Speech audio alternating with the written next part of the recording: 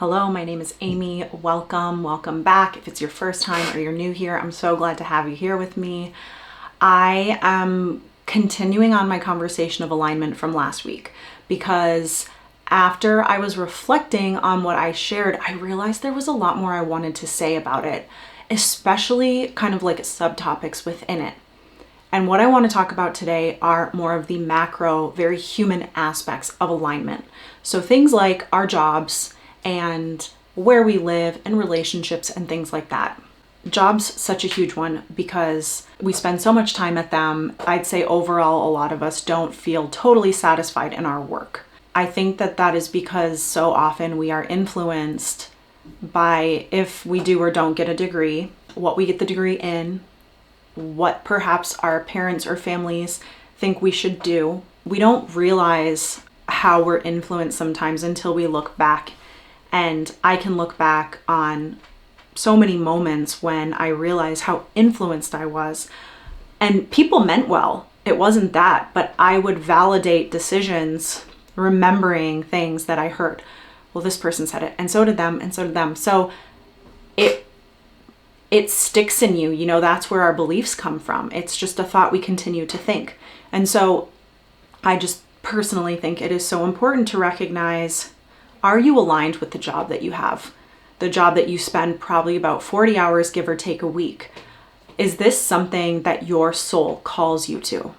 Is this something that you're doing because it pays a certain amount of money and someone else said that's what you should do? I'll tell you that right now, the work that I do is not what my soul wants me to do. But I have, in my experience of working, made the decision that as long as I was in these roles, I was going to make the most of it and I was going to learn how to find acceptance and to see how I can show up and how I could be more of a positive influence for people around me, and not by doing anything in particular, but just being in acceptance every day of where I was at and showing up with integrity and trying to do my best. That matters. And we're all in situations where we can't necessarily just quit our jobs and do the thing our soul wants us to do. And I also don't think that we should depend on the thing we love to support us, especially at the beginning, because that can really change our feeling around it.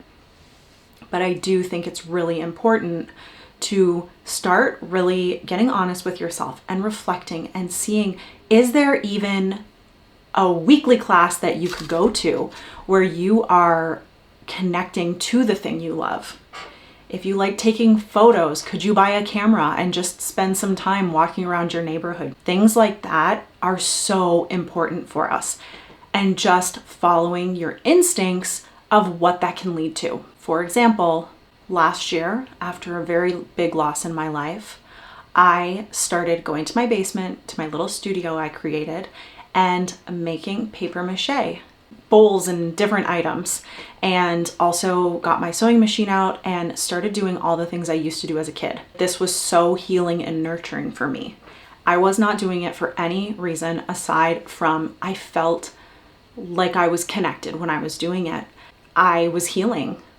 And this turned into people seeing what I was creating and wanting to get things from me, and that turning into a little Etsy store. It's a very modest little store, nothing over the top, certainly nothing I can quit my job for.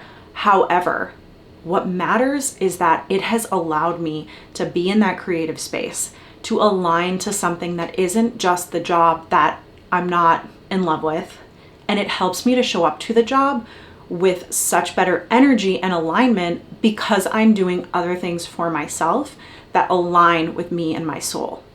Another thing is I've been doing a lot more work around my energy healing because that has always been the most important to me. That is the root of everything I do, is how can I show up in this world and help others with their own personal and spiritual growth and healing. And so I'm also working on that because I do not want to only have this very human, societal pressured work when that's not what drives me.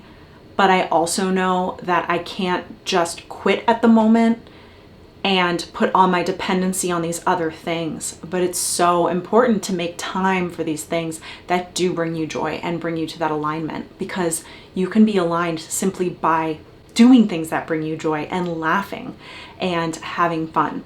Also, when it comes to relationships, your gut tells you, you know, if you are in a relationship you should be in, and if you have friends around you who are good for you or not. And maybe some of those friendships feel like you've grown in different directions. You're not on the same page anymore. That can be really hard, but it's also so important to know how to create healthier boundaries for yourself and these people. And it's okay that there's an ebb and a flow with relationships, and that seasons change relationships too. And just appreciating what you get from a relationship, whether it is a friendship or romantic or professional, but appreciating what you have from that and what you've given and what you've learned, and also not feeling like you always have to have the exact same experience within that relationship, that it's okay to allow it to be what it is and not force it. You know, alignment is even like, it's as simple as, where are you shopping? What kind of car do you drive? How are you spending your money? Are you going out to eat more than you want to? Are you not going out enough to eat? Alignment shows up everywhere, in the kind of car you drive, in the places you're shopping. It is so important to get honest with yourself. I don't drive a fancy car. I don't need a fancy car. I have a great warranty and I have a really safe, dependable car. That matters to me. But beyond that, I don't care if I have a fancy car or what others think of it. If I was paying a lot of money for a car because it was a certain type or something, I wouldn't be in alignment with me. I would be influenced by other people. However, you could be someone who's like, the car matters to me.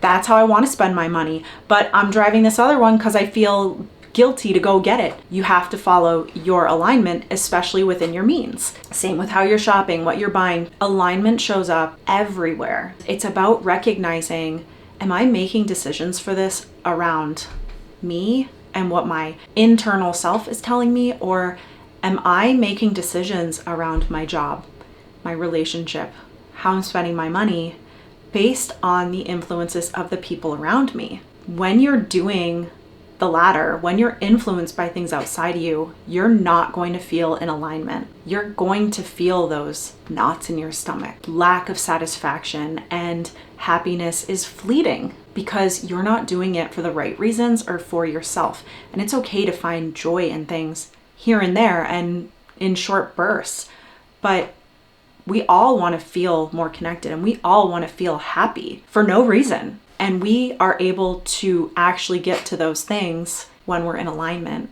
And that all comes down to being connected to ourselves, to our higher selves, to our souls, and to remove that programming that we've picked up from being here as humans and the people around us and the societies we live in and things like that. We need to actually recognize, well, who am I?